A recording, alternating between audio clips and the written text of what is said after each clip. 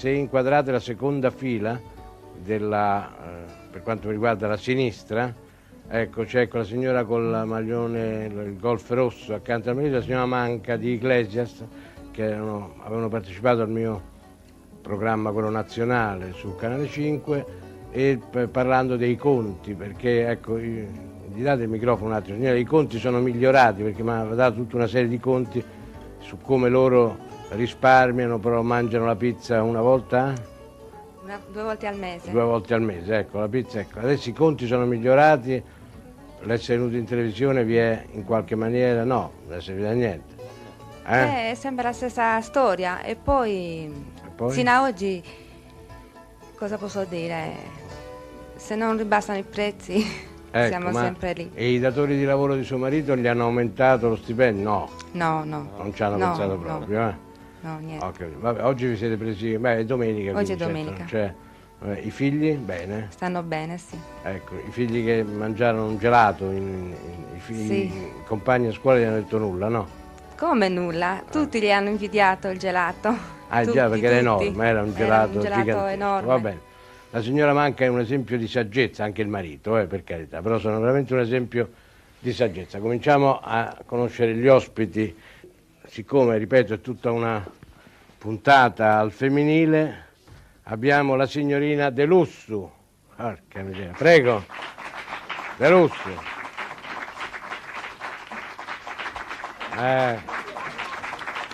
Vedi? Potevamo mancare? Buongiorno. Ben arrivata, buonasera, come buongiorno. Prego, ce la fa? So cos'è? Sono emozionato perché mi ha chiamato signorina. Ah sì, lei non è signorina. No, sono signora. Però non sono neanche la signora De Lusso. Ah, e chi è?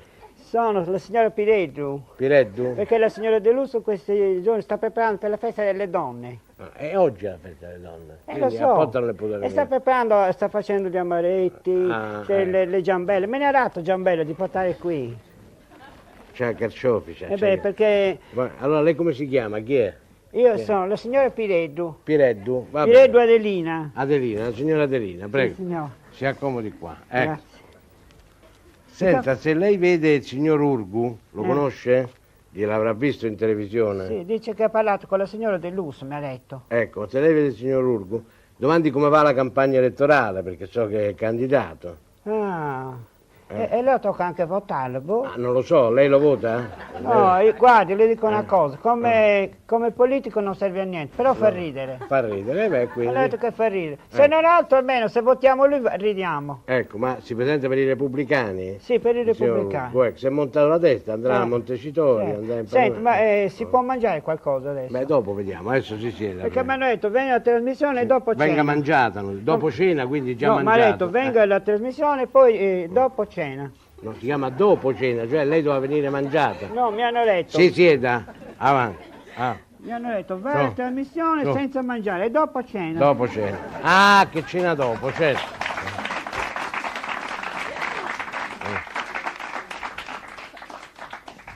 Come ha detto che si chiama di nome? Adelina Pireddu. Adelina, ecco. Cosa fa nella vita Adelina? Guarda. Mamma mia, sto scialle nero. Io sono, guardi... È terribile. Sono mamma e matrigna. Perché? Perché il primo marito che ho avuto è scappato. Beh, sì, lo si può capire, cioè è scappato subito? No, perché sa come siamo noi donne, quando ci sposiamo poi ci lasciamo andare.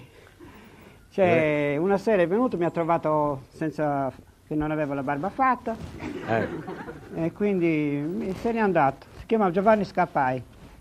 E il secondo? Invece il secondo già è bravo. Sì. È bravo, sì. Avete avuto figli insieme? Sì. No, stavamo tentando, però c'ho vergogna io. Niente, io faccio la casalinga. A Oristano? No, a Morgongioli. Dove sta Morgongioli? Ha visto come è messa la Sardegna? Sì, più o meno, sì, ho idea. È messa male, noi siamo lì in mezzo a quei terrori lì. Io sono mamma e matrigna. Ecco, ma mi hanno detto che la De Lussu non sapeva che la Sardegna era un'isola, è vero? È vero, no, cioè, è successo questo, che le hanno fatto l'intervista e gli hanno detto, signora, viviamo in un'isola. E lui ha detto, non sapevamo niente. Ha detto, sì signora, ci dia una risposta. Ha detto, guardi, non posso parlare perché non c'è mio marito. Quando viene mio marito, anzi se lo sa lui che siamo in un'isola si arrabbia anche. Perché i giornali potevano anche dirlo. Certo, è la disinformazione. Senta, signora, perché non dà qualche consiglio? Lì c'è la signora Manca di Iglesias, la signora col golf rosso. La signora Manca, quindi è l'unica volta che viene. Certo. La signora Manca era venuta in un'altra trasmissione incontinente. Incontinente lì? Non che lei è incontinente, no. era venuta incontinente.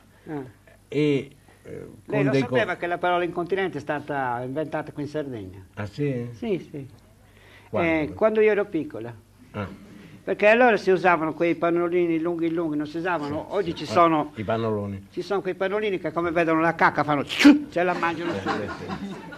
E invece allora con questi pannolini dove passavi lasciavi le tracce. E in quel periodo fu inventata questa parola incontinente. E l'hanno usata anche in Sardegna.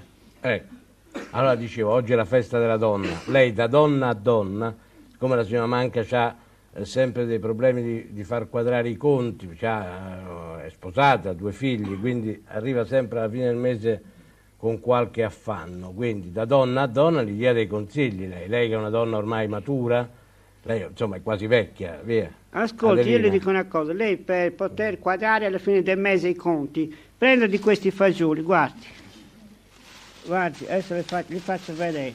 Bene, il basilico lo deve fare seccato, che così lei anziché comprare il basilico tutte le settimane, quello che gli avanza lo mette nel baratto, sente proprio. Certo, è buono, buonissimo. Poi così risparmia. Poi è di meglio, sì. Però non è... No, però è buono. E poi abbiamo pomodori secchi. Faccia sentire la tassista, così è contenta, buono. Senti che lei è una psicologa. È psichiatra, sì. Buono, Questo è conservato con sale, ha risparmiato 700 lire. Poi abbiamo i carciofi, anziché per dire buttare i carciofi, cioè buttare queste qua, queste se le fa insalata, è un risparmio, e fa 700 da una parte, 500 dall'altra, 300 dall'altra, e arriva alla fine del mese e ha risparmiato almeno 7-8 mila lire. Però, capito? Quindi li puoi mettere da parte. Certo. Guardi, il peperoncino, guarda. Buono questo lo faccio sentire la signora Grasso, il peperoncino, direttamente. Chi è la signora? Lei? Io ho già annusato prima. Mi fido così, da lontano. Batta così, Che bella che è lei. Sposata? No. Non ha provato niente? No, hanno provato a sposarmi, ma non ci sono riuscito. Ascolta, io ho portato anche caffè, perché mi hanno detto che... Dopo cena? Che dopo... Cena, sì. Vabbè, adesso andiamo... C'ha freddo? Non è che faccio freddo, che noi siamo abituati È riservata, è un po' riservata. Siamo abituati così, perché non possiamo far vedere troppo la nostra faccia. Certo, è come le donne velate, certo. Però di lei si vedono solo i baffi. Hanno detto che lo usano Ma molto... non può fare una ceretta? Che cosa? Una cera per levarsi i baffi? No, ho provato, ma niente, non fa. E poi la donna baffuta dall'uomo è piaciuta. È sempre piaciuta, sì, c'ha ragione. E poi l'8 marzo è giusto dirlo questo. Va bene. Sì. Perché lei ha questa insopportazione per la Pireddo? No, la signora Piredda, poi io vorrei farle un discorso a parte. Lei pensa che sia da ricovero? No, lei è psichiatra? No, assolutamente, al contrario. No. Io penso che sia un Una esempio, cura? la Un signora esempio? Piredda, per come si presenta qui a noi in questo momento, sia un esempio di grandissima sensibilità, perché non bisogna dimenticare in fondo cosa c'è sotto i panni della signora Piredda. Ed è una sensibilità signora, il che problema per esempio... nostro è che noi non riusciamo a dimenticare cosa c'è sotto i panni. Ed è questo che ci crea anche inquietudine. Io credo che si è guadagnato un amaretto, vede? Io invece credo che qui c'è qualcuno che ha voluto fare un omaggio molto garbato alle donne, presentandosi in questo modo. Per esempio, cosa potrebbe dire uno psicanalista di questo travestimento? La signora continua a offrire dolcini nel suo ruolo, come vede, è estremamente Cosa direbbe oblativo. lo dica uno psicanalista, cosa potrebbe dire? E beh, si porrebbe il dubbio di come mai No, un grazie. uomo... Sai, Sì, passo volentieri. uno solo però, è uno solo. Noi prendiamo tutto. Uno solo. Tutto meglio.